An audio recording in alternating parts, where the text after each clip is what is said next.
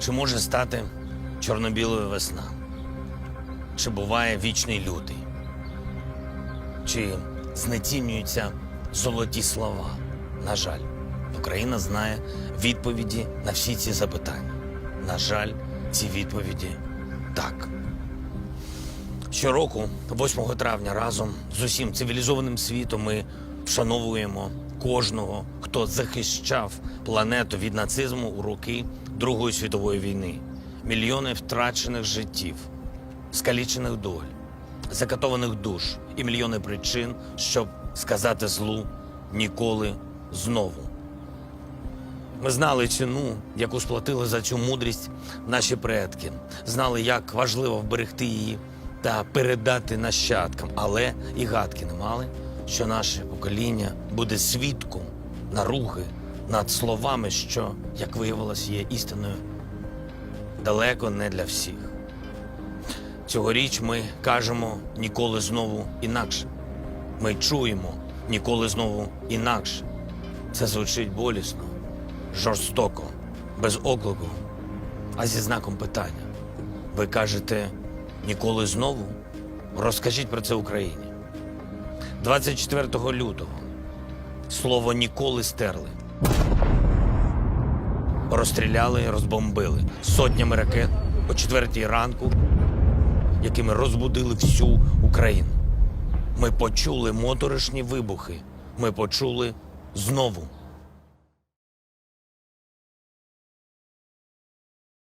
Хочу обратиться к президенту Российской Федерации.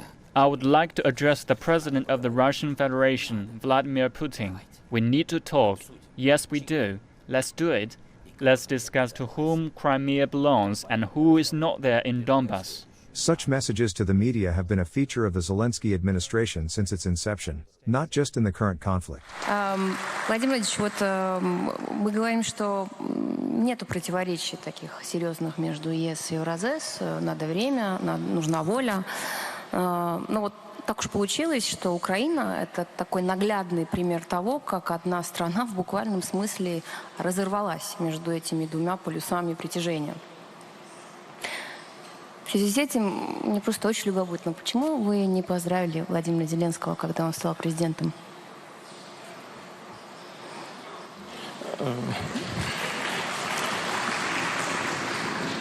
Вы понимаете, ведь он до сих пор продолжает определенную риторику, называет нас врагами, агрессорами. Но он как-то должен определиться в том, чего он хочет добиться, чего он хочет сделать. Вот. Мы не отказываемся от контактов, будем работать с ним. Ну да, потому что вы президент огромной державы. На сегодняшний день он очень любим тоже в своей стране. Пришел с огромным рейтингом. У вас нету истории отношений. Один маленький жест может полностью поменять ход событий. Вы же знаете, Владимир Владимирович. Почему бы не встретиться с ним вот без условий? А я что, разве отказывался, что ли? Мне никто не предлагал. Ну, вы готовы с ним встретиться? Послушайте меня. Я не знаю этого человека. Надеюсь, мы когда-нибудь познакомимся. Судя по всему, он хороший специалист в той области, в которой до сих пор работал. Он хороший актер. Ну, я говорю серьезно, а вот смеются. Вот, значит, но одно дело кого-то играть, а другое дело быть кем-то. В ходе предвыборной кампании одно, после выборов другое.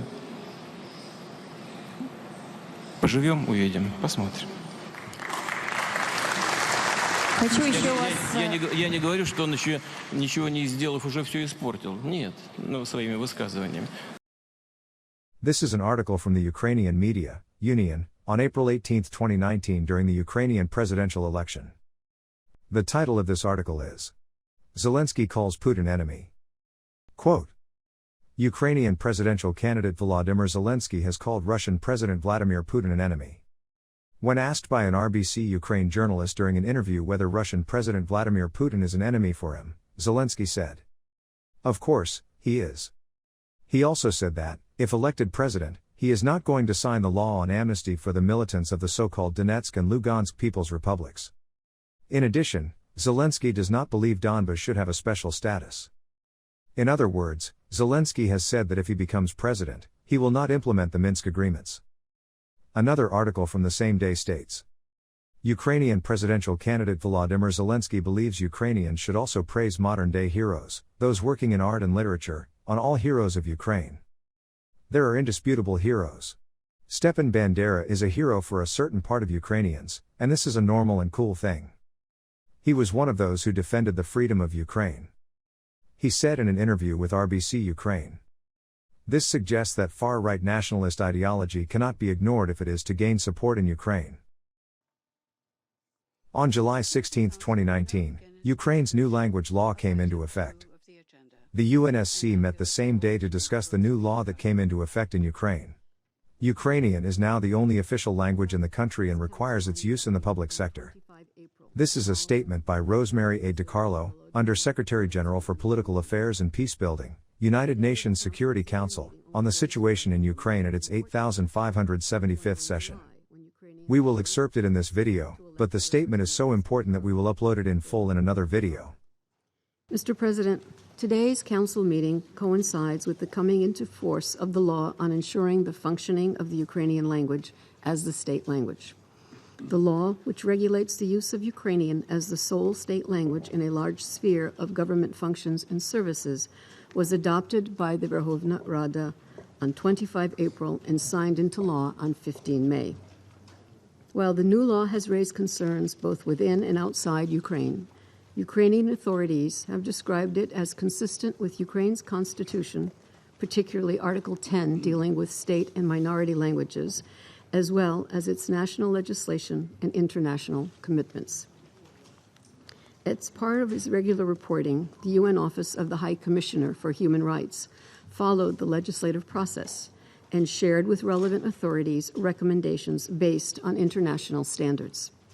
While many of the controversial points were addressed in its final version, the law still raises concerns.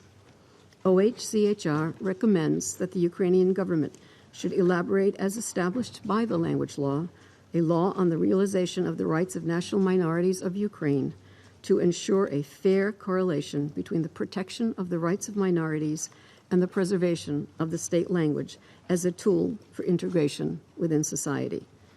This should be done without undue delay.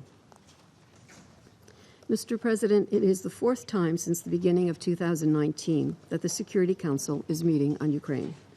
The current political transition in Ukraine takes place against the backdrop of the ongoing conflict in Donbas, many of whose residents continue to face serious daily challenges associated with an active conflict.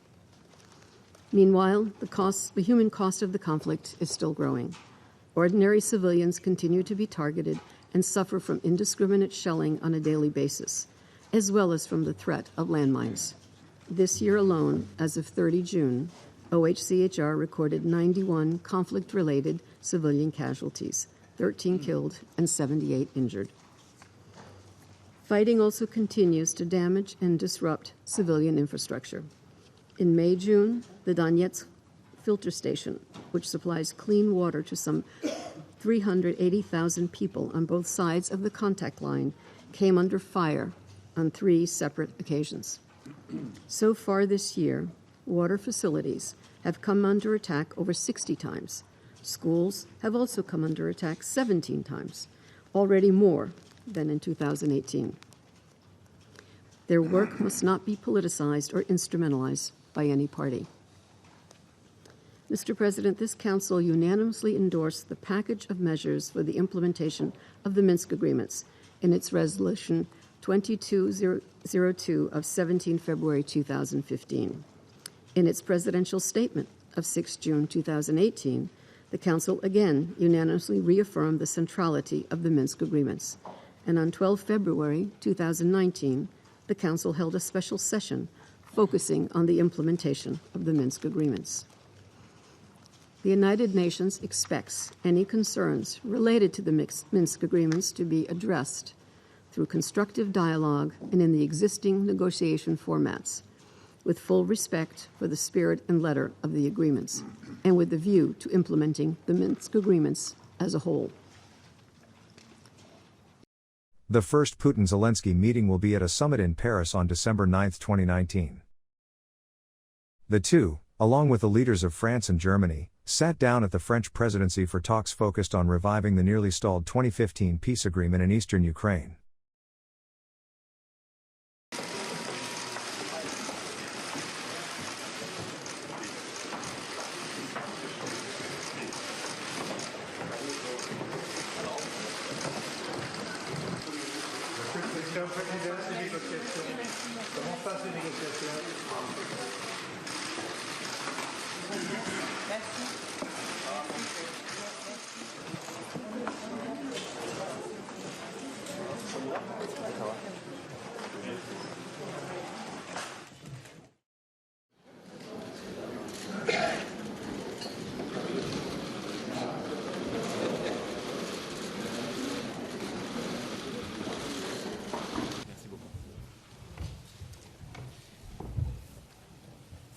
Необходимо также синхронизировать процесс достижения перемирия с проведением на Украине политических реформ, предусмотренных Минскими соглашениями. В первую очередь, речь идет о внесении в Конституцию страны изменений, закрепляющих особый статус Донбасса на постоянной основе. Необходимо, конечно, продлить срок действия договора об особом статусе отдельных регионов Донбасса. И в конечном итоге придать этой норме постоянный характер, как это и предусмотрено в Минских соглашениях, о которых я упомянул в начале. Не следует затягивать и с выполнением других обязательств, а именно об амнистии и законодательном запрете уголовного преследования лиц, участвовавших в событиях на юго-востоке страны. В ходе переговоров поддержана идея подготовить обмен между сторонами конфликта удерживаемыми лицами по формуле всех установленных на всех установленных. Помните известный детский стишок? У нас в квартире газ, а у вас? И у вас и есть, и будет. Но может быть гораздо дешевле, если мы договоримся о совместной честной работе. Может быть дешевле на 25%, чем сегодня получает конечный потребитель. Прежде всего в промышленный потребитель, потому что цена газа для бытового потребителя, для граждан датируется. И мы не можем высчитывать цену от датируемой цены. Это обыкновенная такая логика экономическая. Но это так, между прочим. Теперь по поводу границы. Мы действительно, у нас позиции с Владимиром Александровичем здесь не совпадают. Нашу позицию очень легко понять. Мы за то, чтобы выполнялись Минские соглашения. В Минских соглашениях, возьмите, пожалуйста, и прочитайте, что там написано. Там написано, что Украина начинает устанавливать контроль на этой территории, на этом участке границы, на следующий день после выборов. Ну, там так написано. И окончательно этот процесс завершается после полной реализации всех политических процедур. Ну, там так написано. Зачем вскрывать Минские соглашения? И их снова заново переписывать. Там каждый пункт увязан между собой. Если мы вскроем один пункт, начнется переписывание других. И мы вообще потеряем все. И создадим ситуацию, при которой вообще ничего не сможем делать. Вот такова наша логика. И мне кажется, что она вполне оправдана. Значит, по поводу русскоязычного населения. Значит, мы, естественно, хотим, чтобы русскоязычное население, и не только на Донбассе, а во всей Украине пользовалось равными демократическими правами. Хочу обратить ваше внимание на то, что русскоязычными на Украине считают себя 38% граждан страны. А со следующего года, как известно, все русские школы, так называемые, переводятся на украинский язык. Кстати говоря, представители других школ, насколько мне известно, венгерские, там, румынские, польские, только с 23 года. Как будто венгров на Украине больше, чем русскоговорящих. Согласитесь, что это у нас вызывает вопросы, на которые мы ответов не имеем. Но я надеюсь, что так же, как и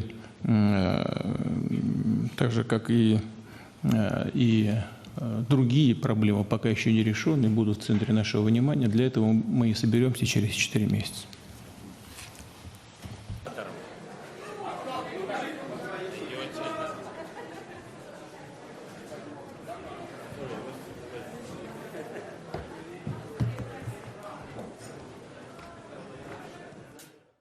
The next day, the Ukrainian Media Center reported on the Paris summit, saying, Paris summit of the Normandy 4, Ukraine's tactical wins. On December 9, 2019, the long-awaited Normandy 4 summit was held in Paris. Despite the concerns of many Ukrainian analysts, President Zelensky, having no extensive political experience, did not become an easy prey for Putin. After the summit, participants of the No to Capitulation rally in Kyiv held to warn the authorities, said they are putting the protest on hold. In other words, betrayal of the national interests feared by Kyiv has not happened.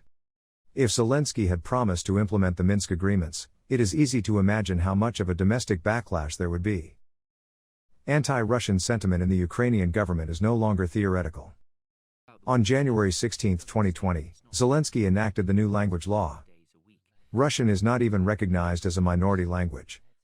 The Venice Commission, the Council of Europe's supreme advisory body on constitutional matters, said that several articles of the law. It noted that the law fails to strike a fair balance between the spread of the Ukrainian language and the protection of the linguistic rights of minorities. It also stated that it cannot justify depriving the Russian language and its speakers of the protection afforded to other languages.